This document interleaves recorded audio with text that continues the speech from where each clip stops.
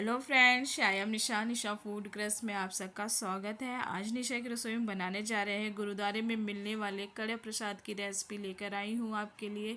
और बहुत ही स्वादिष्ट लगता है ये प्रसाद, जो प्रसाद के रूप में हमें मिलता है गुरुद्वारे से, जो कि बिल्कुल देसी घी में बनता है और बहुत ही टेस्टी और स्वादिष्ट प्रसाद की रेसिपी है। तो चलिए बनाना स्टार्ट करते हैं। कैसे बनेगा, तो यहाँ पे एक कटोरी मैंने गेहूं का आटा लिया है, एक कटोरी चीनी ली है, एक यहाँ पे जो एक कटोरी, 2 कटोरी मैं पानी लूँगी।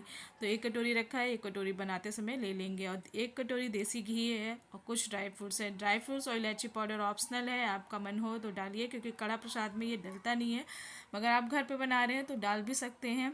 तो चलिए पहले हम इसकी चाशनी तैयार करते हैं। चाशनी का मतलब हमें इसे खूब पकाना नहीं है। एक पैन में हमें बस चीनी डालनी है, और चीनी जितनी लेंगे उसका 2 गुना हमें पानी लेना है। 2 कटोरी पानी लेंगे फ्रेंड्स। तो जितना हमने आटा लेना है उसका 2 गुना पानी लेना है। मतलब 1 कटोरी आटा ले रहे हैं तो 2 कटोरी पानी लेंगे, 2 कटोरी आटा ले रहे हैं तो 4 कटोरी पानी लेंगे। और आटा, चीनी और जो घी है उसकी क्वांटिटी हमें बराबर रखनी है फ्रेंड्स। तो भी हमारा प्रसाद बिल्कुल परफेक्ट बनेगा। गुरुद्वारे में ढेर सारा प्रसाद बनता है, सबकी क्वांटिटी बराबर रखते हैं। बस पानी की क्वांटिटी हमें डबल कर देनी है। और देखिए यहाँ पे चीनी पिघलने के लिए मैंने गैस पर पैन में चीनी को रख दिया है। हमें बस चीनी पिघलानी है, उसे पकाना नहीं है। तो एक कढ़ाई में हमें यहाँ पे करना है आटे को रोस्ट।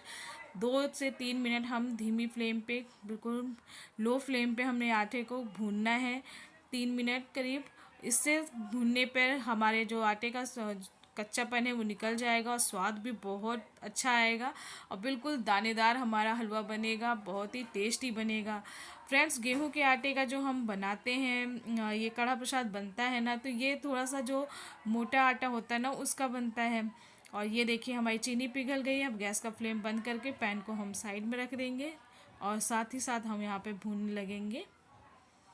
देखिए गैस का फ्लेम मैंने बंद कर दिया है। ये देखिए चीनी पूरी तरह से पिघल गई है। हमें इसे पकाना नहीं था और हमें गेहूं के आटे को अच्छे से भूनना है, इसका कच्चापन निकल जाएगा। गेहूं की जो आटे को भूनते भूनते उसमें से एक सौंधी सौंधी सी खुशबू आती है, वो आने लगेगी। इस तरह से बिल्कुल लो फ्लेम पे भूनना है। आप चाहें तो डायरेक्ट देसी घी में भी भून सकते हैं, मगर इस तरह से एक बार भून कर बनाइएगा। प्रसाद बहुत ही स्वादिष्ट बनता है और बहुत ही कम समय में यह प्रसाद बनकर रेडी हो जाता है। तो 3 मिनट हमने भून कर आटे को निकाल लिया है। अब उसी कढ़ाई को साफ़ करके फिर से ले लिया है, उसमें डालेंगे हम देसी घी। तो देसी घी हम डाल देते हैं आधा, और इसमें हम कुछ थोड़ा सा देसी घी रख लेंगे फ्रेंड्स, जो कि हम बाद में यूज़ करेंगे। सारा देसी घी इसी में जाएगा फ्रेंड्स, मगर थोड़ा सा हम बाद में यूज़ करेंगे। 4-5 चम्मच मैंने बचा लिया है। और यहाँ पे हम थोड़े से बादाम और काजू को रोस्ट करेंगे घी में। बादाम काजू नहीं पड़े हुए मिलते वहाँ के प्रसाद में, मगर ये आप ऑप्शनल है, आप घर पे बना रहे हो तो डाल सकते हो, स्वाद और टेस्ट बढ़ जाएगा। तो इस तरह से हमें इसको हल्का हल्का भून लेना है कि जो बादाम और काजू का जो कच्चापन है ना वो निकल जाए। आप कोई भी ड्राई फ्रूट्स डाल सकते हैं अपने पसंद के, जो आपके पास है, या बिना ड्राई फ्रूट्स के भी ये हलवा बहुत ही स्वादिष्ट बनेगा। तो चलिए इस तरह से हम इसको हटा देंगे अब। और इसी देसी घी में हम अपने जो आटा हमने रोस्ट करके रखा है उसे भूनेंगे। देसी घी में जब हम आटे को भूनेंगे तो ये आटा और फ्लफ़ी होगा और बहुत ही अच्छा टेस्ट आता है। देसी घी में भून कर बनाइएगा इस तरह से। तो आप इसमें अगर घर पे बना रहे हैं तो देसी घी थोड़ा कम ज़्यादा भी कर सकते हैं, लेकिन जो प्रसाद मेन होता है उसमें देसी घी आटे के बराबर ही पड़ता है, चीनी भी बिल्कुल आटे के बराबर ही पड़ता है। इस तरह से हम घी जो बचाए थे वो एक एक चम्मच डालते हुए इसमें हम भूनेंगे। आप चाहें तो डायरेक्ट भी डाल के बना सकते हो, लेकिन इस तरह से हम बाद बाद में डालेंगे ना तो बहुत ही टेस्टी लगता है ये हलवा, और अच्छी सी खुशबू आती है, स्वाद बढ़ जाता है। तो ये देखिए हमें कलर कितना प्यारा आ गया है ना। तो हमें इसको आटे को काला नहीं करना है, बस इसी तरह से कलर का ये हलवा जो होता है कड़ा प्रसाद वो मिलता है। तो इसी तरह से हमें इसको भूनना है, क्योंकि हमने पहले भून लिया है तो कच्चापन निकल गया है। तो यहाँ पे हमारा टाइम बच गया है। और इस तरह से देखिए भूनते हुए ये अब हो गए हैं।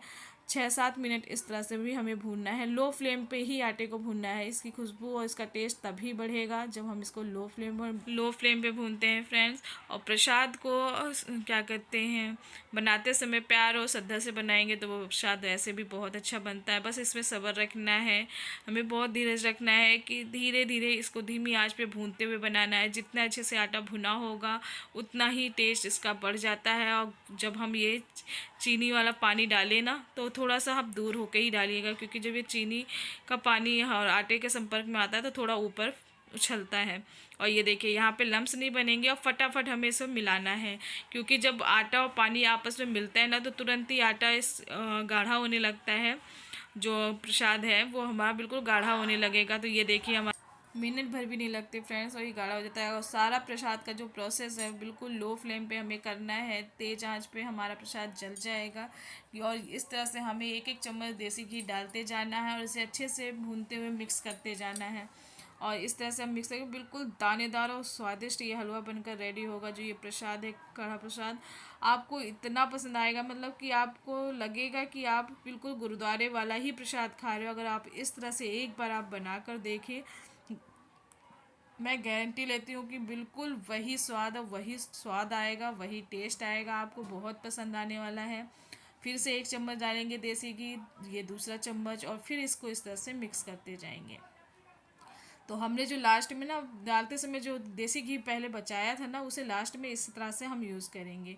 आप चाहे तो पहले भी डाल सकते हैं, मगर ये इस तरह से हमें डालने पे और इसका स्वाद बढ़ जाता है और थोड़ा शाइन आएगा। और फिर उसके बाद आप यहाँ पे थोड़ा कम ज़्यादा देसी घी कर सकते हैं अपने हिसाब से, मगर कड़े प्रसाद में बिल्कुल क्वांटिटी बराबर लेनी है, चीनी की, घी की और आटे की। पानी डबल रखना है, बस ये याद रखिएगा। और धीमी आंच पे भूनते जाना है। और ये देखिए फिर से हम डालेंगे देसी घी और इसे भूनेंगे बिल्कुल लो फ्लेम पे। इसे धीमी धीमी आंच पे पकने देना है और इस तरह से भूनते जाना है। इस प्रसाद का स्वाद तभी बढ़ेगा जब इसको इस तरह से पकने के बाद, आटा अच्छे से पक जाए उसके बाद भी धीमी धीमी आंच पे इसे हमें भूनना है। और यहाँ पे देखिए प्रसाद तैयार है। इसको मैंने डाल दिया है एक प्लेट में और इस पे से कुछ ड्राई फ्रूट्स डाल दूँगी। मैंने इलायची पाउडर नहीं डाला है क्योंकि इसमें पड़ता नहीं है, मगर आपके लिए मैंने यहाँ पे दिखाया है कि अगर आपको डालना है तो आप डाल सकते हो। ड्राई फ्रूट से गार्निश कर दिया, ड्राई फ्रूट भी नहीं डाला जाता। और ये हमारे गुरुद्वारे का कड़ा प्रसाद बनकर रेडी हो गया है। आप ये घर पे बना सकते हो, बच्चों को दे सकते हो लंच में। ये इतना स्वादिष्ट होता है। और देसी घी आपको नहीं ज़्यादा पसंद है, थोड़ा कम कर सकते हो, लेकिन किसी प्रसाद के लिए बना रहे, पूजा पाठ के लिए बना रहे हैं तो आप बिल्कुल इस तरह से बनाइए। हर कोई इससे खुश होगा, ये इतना स्वादिष्ट होगा। हर कोई आपसे इसकी रेसिपी ज़रूर पूछेगा, ये इतना टेस्टी होगा।